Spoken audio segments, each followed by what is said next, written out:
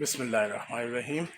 آج طلعت عباس صاحب ہمارے ساتھ ہیں ٹی ٹاک میں۔ اب آج یہ خود بولیں گے، تو سوال ان سے ہم نے کرنا ہے کہ آج کل جو اسلام آباد میں گدھوں کا سلسلہ چل رہا ہے، اس پہ کوئی روشنی ڈالیں۔ بسم اللہ الرحمن الرحیم۔ شکریہ طارق عزیز صاحب۔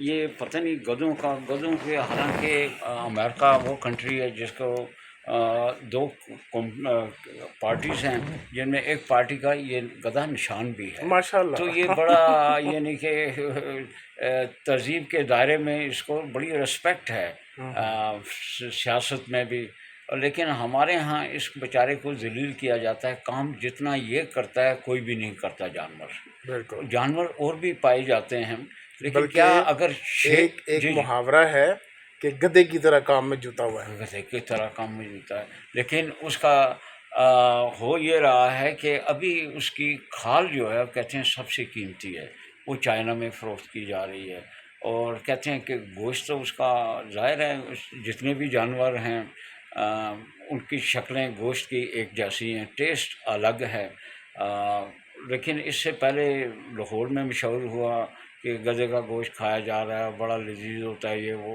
اس کے بعد مارکیٹنگ والوں نے یہ بھی شروع کر دیا کہ چلو اسلام آباد چلتے ہیں، یہاں پہ بھی پہنچ گئے تو، لیکن وہ میرا نہیں خیال کہ وہ جو بتایا جا رہا ہے کہ مختلف ریسٹورنٹ میں ان کو سپلائی کی جا رہی تھی، ایسا نہیں تھا، کیونکہ ہمارے ہاں غیر مسلم بھی ہے، ان کے لیے تو یہ پابندی نہیں ہے کہ یہ فلاں کی چیز کھائیں، فلاں کا گوشت نہ کھائیں، بالکل صحیح۔ تو لہذا وہ ان کے لیے ہے، انہوں نے اس کو فریزر میں رکھا ہوا تھا اس کا گوشت، لیکن وہاں ہم جا کے پہنچ گئے اور وہاں سے اٹھا کے اور یہ اس کو اسکینڈل کر دیا۔ سر یہ پشاور میں کتوں کا گوشت کا بھی مشہور ہوا تھا، پھر یہ مردہ مرغیوں کا بہت مشہور ہوتا رہا ہے کہ مردہ مرغیاں سر جی ابھی حال ہی میں لاہور میں ایک کیس چلا، ڈسٹرکٹ اینڈ سیشن جج کی عدالت میں تھا، وہ تھا کہ ایک مالک ہیں ریسٹورنٹ کے، انہوں نے کورٹ میں ایڈمٹ بھی کیا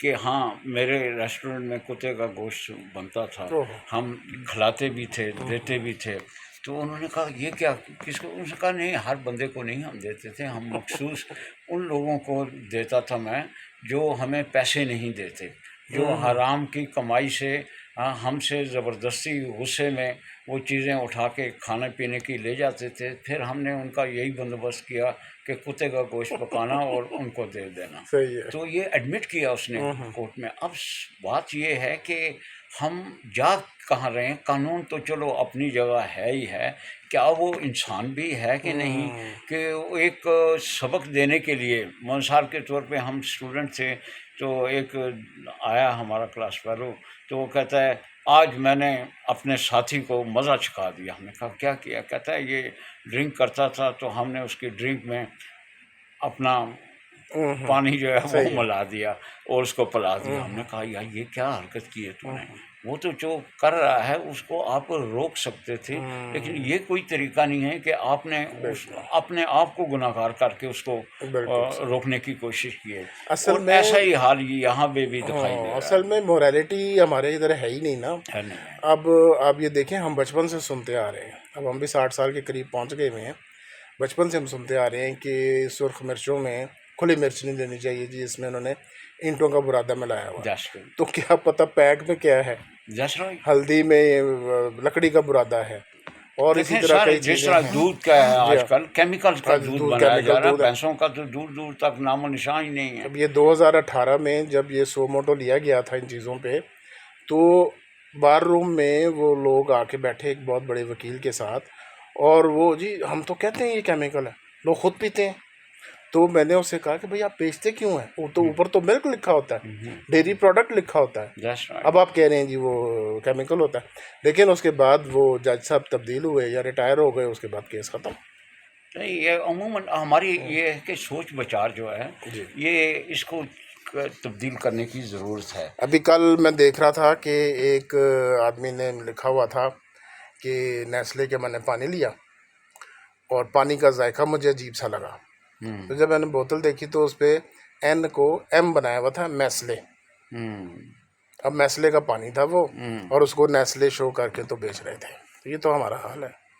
کوئی نہیں. دیکھیں دنیا بھر میں 3 چیزیں انسان کو برائیوں سے روکتی ہیں. میں اکثر وہ ذکر اس کا پیش کرتا رہتا ہوں. نمبر 1 اس کا مذہب ہے کہ بالکل. وہ بتاتا ہے کہ یار یہ نہیں کرنا، یہ کام گناہ گار کہلاتے ہیں، یہ ثواب نہیں ملے گا، اس کو گناہ ہوگا ایسے. تو اس سے ڈر سے وہ پھر رک جاتا ہے. پھر دوسرا سوسائٹی اس کے کام آتی ہے اور روکنے کے لیے برائیوں کو، کہ وہ یار میرے محلے والے کیا کہیں گے کہ یہ کیا کر رہا ہے کیا نہیں ہے، تو وہ رک جاتا ہے کام.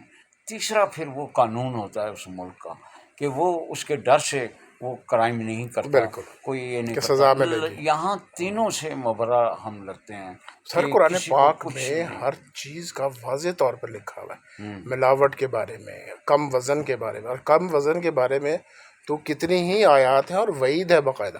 پچھلی قومیں ایک ایک چیز پہ تباہ ہوئی تھیں.